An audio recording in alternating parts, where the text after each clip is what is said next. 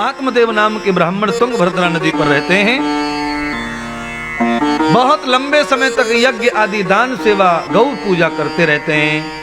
नित्य ब्राह्मण दान करते हैं, त्रिकाल संध्या करते हैं, त्रिकाल यज्ञ करते हैं, बिना दान के भोजन नहीं करते हैं, गौ पालन करते हैं, पर फिर भी उनके घर में पुत्र की प्राप्ति नहीं हुई है। आज आत्मदेव ब्राह्मण ने संकल्प किया है कि रात और दिन जो पाप करते हैं उनको पुत्र पे पुत्र हो रहे हैं, और मैं रात और दिन ब्राह्मण सेवा, गौ सेवा, यज्ञ सेवा करता हूं। मेरे घर में एक भी पुत्र नहीं दिया है ठाकुर ने, इसलिए आज मैं यज्ञ कर्म छोड़ता हूं। न दान करूंगा, न यज्ञ करूंगा, न हवन करूंगा, न पूजा करूंगा, और अगर मुझे शाम तक बच्चा नहीं मिला, पुत्र नहीं मिला, तो जिस नदी के तट पर मेरा घर है उसी नदी में डूबकर प्राण दे दूंगा।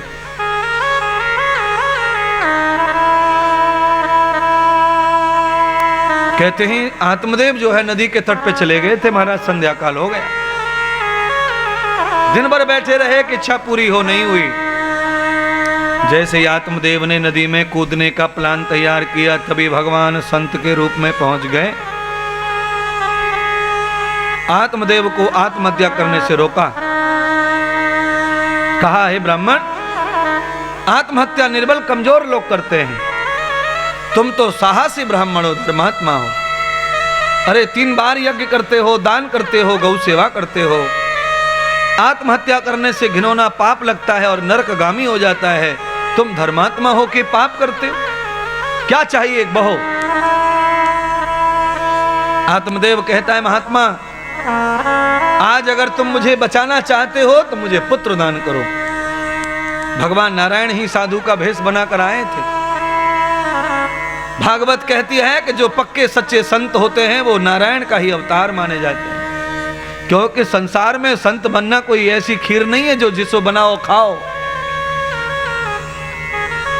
ग्रह त्याग करना बहुत कठिन है, गृहस्थ का त्याग करना बहुत कठिन है, मामा जीजा फूफा साले झालियों को त्याग करना बहुत कठिन है महाराज। एकान वेद वेदानाम एको देश समायत्राम। एक देश में यात्रा करने रहता, एक देश में एक जैसा सोचते रहना, ये बहुत दुर्लभ है। नहीं तो न जाने कितने सारे महात्मा संत दुनिया में पैदा हो जाते और बन जाते, नहीं बन पाते। साधु संत बन के भी लौट आते संसार में। नारद जी को सनत कुमार क्या कहते हैं, आज आत्मदेव ब्राह्मण को फल दे दिया संत ने, और फल लेकर के आत्मदेव ने अपनी पत्नी को पकड़ा दिया। अदगृह्यताम योग स्त्रीणाम। आत्मदेव की पत्नी सही नहीं थी, दरिद्र थी, दरिद्र। पति बड़े धर्मात्मा, 4 बजे उठे, यज्ञ करे, ध्यान करे, प्राणायाम करे, व्यायाम करे, और पत्नी 11 बजे उठे खटिया में से, रात को सोवे तो 11 बजे तक सोती रहे, सोती रहे, सोती रहे। साधु के फल को फेंक दिया, गैया ने खा लिया। साधु का आशीर्वाद गैया के पेट से ब्राह्मण के रूप में प्रकट हो गया। गाय के पेट से इंसान का जन्म होता देखा है कभी तुमने? नहीं। इसका मतलब ये नहीं है कि गाय के पेट से पैदा हुआ, ना ना ना ना ना ना ना ना ना ना। यदम सेवाम गति मूलम। गाय की सेवा करने से ही ब्राह्मण हो जाता है इंसान, क्योंकि गाय विष्णु का अवतार है, और विष्णु की सेवा ब्राह्मण की जिम्मेदारी है महाराज। हाँ, त्रिपाठी, द्विवेदी, चतुर्वेदी, फलाने जी, ढिकाने जी, शर्मा जी, इन सब ब्राह्मणों से ग्वाला ब्राह्मण मजबूत माना गया है, ग्वारिया। इसीलिए महीधर और सायन नाम के विदेशी आचार्य आए थे वेदों को चुराने, तब वो कहते थे ये तो गडरियों के गीत हैं, ये वेद भेद नहीं है। पहले ब्राह्मण गाय चराते थे, इसलिए उनको गडरिया कहते थे, और उनके मुख से वेदों का गान होता था पर्वतों पर बैठ करके महाराज। जिस ब्राह्मण ने गौ सेवा नहीं की वो ब्राह्मण अगले जन्म में ब्राह्मण कुल में अवतार नहीं ले सकता। इसीलिए माता पिता और गौ की सेवा करना अनिवार्य है, क्योंकि ब्रह्म कुल में जन्म होना चाहिए। ब्रह्म कुल का मतलब है श्रेष्ठ कुल में, ज्ञानी कुल में, धर्मात्मा कुल में, दानी कुल में जन्म होना चाहिए हमारा। तब हम ब्रह्मम नवेदितम यथाम।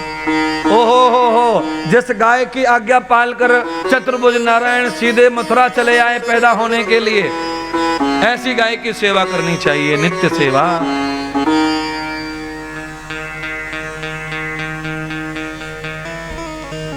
धुंधकारी के कर्म अच्छे नहीं रहे, क्योंकि धुंधली के पेट से पैदा हुआ था, दरिद्र महिला के, भोगनी महिला। धुंधकारी ने इतना पाप किया कि आत्मदेव ब्राह्मण ने भगवान से क्षमा मांगी, प्रभु मैंने गलती कर दी पुत्र पैदा करके। जिस पुत्र के लिए माता पिता तरसते हैं वंश बढ़ाने के लिए, कभी कभी माता पिता की आंखों के सामने खेत कुआं घर सब बेच के जुआ में हार जाता है महाराज। ऐसी ऐसी औलादें संसार में हैं, और मैं गारंटी ले रहा हूं, तुम्हारा गांव भले ही धर्म नगरी धनबाद है, पर इस गांव में भी 2 4 5 ऐसे होंगे जिन्होंने जुआ और शराब में खेत को बेच दिया होगा पूरा। हर गांव में मिलेंगे ऐसे जो गंदे कर्मों में फंस करके सारी संपत्ति पितरों की नष्ट कर देते हैं। आज धुंधकारी शराब पीता, जुआ खेलता, वैश्याओं के साथ में भ्रमण करता, सारा धन अपने पिता का नष्ट कर दिया। आज ये दिन आ गया कि वैश्याओं ने देखा कि इसके बाद धन खत्म हो गया है, अब इसे आदत पड़ गई है महिलाओं के पास में आने की, तो वैश्याओं ने सोच लिया अब ये तंग करेगा, और हमारे यहाँ तो धन की ग्राहकी है, शरीर की ग्राहकी नहीं है। हमें कोई धन देवे तब हम तन देते, इनके बाद धन नहीं है, क्या करें। वैश्याएं 5 थी जो धुंधकारी की दोस्त बन गई थी। 5 वैश्याओं ने मिलकर धुंधकारी को कमरे में बंद करके जिंदा आग में डाल दिया, जला दिया उसे, कल से नहीं आएगा।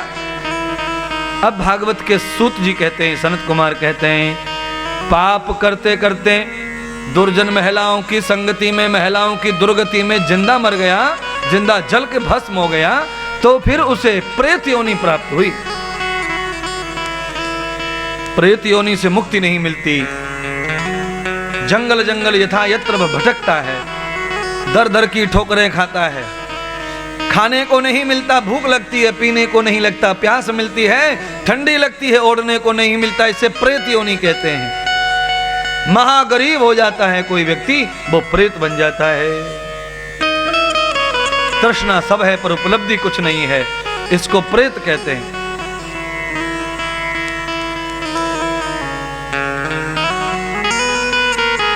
आत्मदेव जंगल चले गए छोड़कर अपमान की वजह से। धुंधली कुआं में कूद के मर गए पुत्र की दुर्गति से। गौकर्ण के पास सपने आया, सपने में धुंधकारी ने कहा भैया मुझे बचाओ, पाप कर्म करने से, माता पिता का अपयश करने से, वैश्याओं का शराब और जुआ का संग करने से मेरे को प्रेत योनि प्राप्त हुई है, अधोगति हो गई है। प्यारे भाइयों, मैं आपका दुश्मन नहीं, मैं आपका सबसे चाहने वाला साधु हूं, क्योंकि कथा कह रही है जुआ खेलने से, अंडा खाने से, शराब पीने से, वैश्याओं का संग करने से प्रेत योनि में जाना पड़ता है। तो मैं आपको प्रेत योनि में जाने से रोकने के लिए छत्तीसगढ़ में आया हूं, इसीलिए बार बार अंडा, तमाकू, मांस की बात कहता हूं, गुटखा, तमाकू, शराब की बात कहता हूं। तुम रहेंगे पर खाया नहीं जाएगा, प्यास रहेगी पर पिया नहीं जाएगा, अगर गले में कैंसर हो गया तो नली पड़ जाती है, प्रेत कहते हैं इसको। साधन सब रहते हैं पर सुख कोई भी मिलता नहीं है। कैसे हो गया ये? पाप कर्म के कारण ये फल आता है, तो प्रेत योनि में कोई ना जाए, उस आशा के साथ में आपको समझा रहा हूं। आज गौकर्ण ने अपने भाई प्रेत आत्मा के श्राद्ध किए, तर्पण किए। न श्राद्धो गति दुर्गति, न श्राद्धो तर्पणम यथाम। क्या कह रही है भागवत? भागवत कह रही है कि पापी के पाप धोने के लिए श्राद्ध का कोई फल मिलने वाला नहीं है। गया चले जाओ, तर्पण कर आओ, पिंडदान कर आओ, श्राद्ध कर आओ, पर पाप खत्म होने वाला नहीं है। भागवत प्रमाण है। किसी को भी संशय हो मेरी बात पे तो भागवत का प्रथम स्कंद खोल करके दूसरे अध्याय से लेकर 10 अध्याय पढ़ लो, आपको खुद ही कथा समझ जाएगी। धुंधकारी के कल्याण के लिए 100 से भी ज्यादा श्राद्ध किए पर उसे फल भी मिला नहीं, तनक। हाँ, श्राद्ध करने से फल नहीं मिलता मरने वाले को। जिनके घर में मर गया है, जो जिंदे हैं, उनको फल मिलता है श्राद्ध का, अन्नदान का, ब्राह्मण जमाने का, दरिद्र जमाने का, उसे फल मिलता है। मरने वाले को अपने कर्म का फल मिलता है। सपने में फिर आया, भैया नहीं तृप्ति हुई, श्राद्ध से मेरी मुक्ति नहीं है। तो कैसे मुक्ति होगी? कोई उपाय करो भैया, मेरी मुक्ति करो। बृहस्पति ब्राह्मण के पास में गए, गौकर्ण महाराज, उपाय पूछा। बृहस्पति ब्राह्मण सबसे बड़े ब्राह्मण माने जाते हैं, इंद्र कुबेर सबके गुरु हैं। उन्होंने भी कह दिया कोई मार्ग नहीं है, कोई पूजा नहीं है, कोई तीर्थ नहीं है पाप को धोने का, पाप का फल भोगना पड़ेगा, कोई तीर्थ मिटाने वाला नहीं है। तो कैसे करें? तो कहा एक जगह है, मेरे गुरुदेव के पास जाओ। बृहस्पति देवता ने अपने गुरु भगवान सूर्य के पास भेजा गौकर्ण को। सूर्य भगवान को प्रणाम किया और जाकर अपना दुख बताया। तब सूर्य भगवान ने कहा जाओ अपने घर जाओ, गाय के गोबर से लीपो, चौका लगाओ, हल्दी और कुमकुम के साथ ये चौक पुराओ, गीली बांस की लकड़ियां ला करके मंडप बनाओ और कुसा के आसन बनाओ और अपने प्रेत आत्मा भाई को स्थापित करो। बांस की लकड़ी में प्रवेश करवाओ, संकल्प पढ़वाओ और जाकर अच्छे ब्राह्मण से श्रीमद् भागवत की कथा श्रवण करवाओ। आज गौकर्ण महाराज बांस की लकड़ियों का मंडप बनाते हैं, गौ के गोबर से लीपते हैं और अपने भाई की स्थापना करवाते हैं ब्राह्मणों के द्वारा। और बृहस्पति ब्राह्मण को आमंत्रित करते हैं, माल जापम सरा भूत्वाम। और गौकर्ण महाराज स्वयं भागवत की कथा का वाचन करते हैं। एक दिन, 2 दिन, 3 दिन, 4 दिन, एक एक गांठ बांस की टूटती चली गई है। 7 दिन पूरे हुए, 7 गांठें टूट गईं। काम क्रोध लोभ मोह मत्सर, ये कामांध गांठें हैं, बांस रूपी गांठ इस शरीर रूपी वासना के अवित्त में।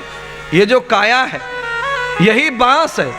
जब इसे चिता में रखते हैं तो लकड़ियों के साथ लकड़ी बन के जल जाता है। बासौ वसति संतारम, जिस शरीर में वासनाएं तृष्णाएं इच्छाएं विराजमान है वही शरीर बांस है। और बांस में 7 गांठ हैं, काम क्रोध लोभ मोह मत्सर, ये बिना ज्ञान बिना भागवत के नहीं टूटती हैं। जिनके काम क्रोध लोभ मोह मत्सर टूट गए उनमें से ही परम पुरुष पैदा हो जाता है, परम स्त्री पैदा हो जाती है। बांस में से परम पुरुष प्रकट हो गया। आय जय जयकार होने लगी। कौन है तुम, कौन है? तो कहा मैं धुंधकारी हूँ। गौकर्ण भैया ने कथा करके मेरे सारे पाप खत्म कर दिए और मैं तर गया, परम पुरुष बन के प्रकट हो गया। बहनों और भाइयों, श्रीमद् भागवत का क्या फल है ये नारद जी को बताया जा रहा है सनत कुमारों के द्वारा। 88,000 ऋषियों के बताया जा रहा है सूत जी के द्वारा, पार्वती जी को बताया जा रहा है शिव जी के द्वारा और सुखदेव जी के द्वारा परीक्षित को बताया जा रहा है और मेरे द्वारा आप सबको बताया जा रहा है। भागवत की महिमा क्या है? प्रेत आत्मा को भी मुक्ति प्रदान कर दी। अब तो सारे श्रोता नाराज हो गए महेंद्र जी, जिसका कोई लेना न देना वो तर गया और हम कथा में 7 दिन आए, हमें कोई फल नहीं मिला। अब तो नाराज हो गए। ये तो गौकर्ण महाराज तुमने स्वार्थ कर दिया, अपने भाई को तार दिया और हमें बहका दिया। गौकर्ण महाराज बृहस्पति गुरुदेव के पास गए, गुरुदेव ये क्या लीला हो गई है? अरे भागवत सबने सुनी है तो सब तरने चाहिए था, केवल मेरा भाई। तब सूर्य भगवान कहते हैं, बृहस्पति कहते हैं, जिस भाव से कथा श्रवण करोगे वो फल प्राप्त होगा। कोई तो बेटा चाहता है, कोई नौकरी चाहता है, कोई पाप से मुक्ति चाहता है और कोई जन्म से मुक्ति चाहता है। तुम्हारे भाई पापी तो था पर 7 दिन उसने बैठकर नियम से बंधन में बंधकर कथा श्रवण की और 7 दिन की कथा में उसने एक ही फल मांगा, मुझे प्रेत आत्मा से मुक्ति हो जाए, मुक्ति हो जाए, मुक्ति हो जाए। तो उसे मुक्ति हो गई। इन्होंने जो फल मांगा इन्हें प्राप्त हो गया है, फिर भी ये भी मुक्ति चाहते हैं। तो हे गौकर्ण, दूसरी कथा श्रावण के महीने में करो गांव के कल्याण के लिए। दूसरी कथा हुई, श्रावण के महीने में गांव का कल्याण हुआ। अब गौकर्ण महाराज टेंशन में आ गए। मैंने 2 कथा कर दी, भैया तर गया, जमैया तर गए, मैं रह गया। 2 कथा मैं करूं, खर्चा मैं करूं और मजा दूसरे लूटे। तब भगवान बृहस्पति कहते हैं, गुरुदेव कहते हैं, गौकर्ण तुम चिंता ना करो, एक कथा और उधार है, तीसरी कथा तुम करो। कब करूं गुरुदेव? तो कहा पुरुषोत्तम मास में, अधिक महीने में, तो तुम भी तर जाओगे। एक यजमान भागवत की कथा करे तो कम से कम उसे 2 कथा और करके 3 कथा करके अपना भी कल्याण, जगत कल्याण और अपने प्रेत और प्रेतों का कल्याण कर लेना चाहिए। इसीलिए मनुष्य अवतार लेकर प्रत्येक व्यक्ति को छोटी या बड़ी 3 बार भागवत यजमान बन के श्रवण करना चाहिए। अधिक मास और श्रावण मास की भागवत का पुण्य फल अधिक माना है। पर यथम भोक्तम न वेदमहो, पहली कथा शुभ मुहूर्त में कभी भी करें, दूसरी कथा श्रावण में, तीसरी अधिक में करके संपूर्ण फल प्राप्त करके आप अपने जीवन का उद्धार करें। तब देखा नारद जी ने ब्रह्मा जी फूल बरसा रहे हैं, भक्ति भागवत के सामने नाच रही है, ज्ञान और विवेक दोनों ऐसे खड़े हैं जैसे मेरी बगल में ये पुतले खड़े हैं महाराज। है देवद्वाराम दर्शिताम, पांडाल से छू गए, इतने बड़े हो गए ज्ञान और विवेक, जवान हो गए महाराज। आपको भी महाराज 7 दिन में जवानी आ जाएगी, ज्ञान की, विवेक जागृत हो जाएगा, चिंतन विचार और सोच बदल जाएगी आप सबकी। जय जयकार हो रही है भागवत की। आज सनत कुमारों ने नारद जी को कथा सुनाई, भक्ति नाच रही है, ज्ञान और विवेक दोनों चेतन हो गए और मुक्ति दासी आकर के झाड़ू लगा रही है पांडाल में। अरे कोई हमें स्वीकार कर लो, कोई हमें स्वीकार कर लो, कोई हमें स्वीकार कर लो। 7 दिन में ऐसा आपको भी अनुभव होगा, मैं गारंटी से कहूंगा इस बात को। आप भी देखना कैसे मुक्ति तुम्हारे पीछे भागेगी, भक्ति प्रकट हो जाएगी, ज्ञान विवेक प्रकट हो जाएंगे। आप प्रेत आत्मा जैसे मूर्खा टाइप हो महाराज, संसार में रुचि है तुम्हारी, भोगों में रुचि है, उसी भोग के कारण पाप हो जाता है, अपराध हो जाता है, सारे अपराध पाप तुम्हारे मुक्त हो जाएंगे भागवत की कथा से। बहुत बहुत आभार। आज की कथा आपने इस तरह सुनी, मैंने सुनाई, ठाकुर जी ने मौका दिया।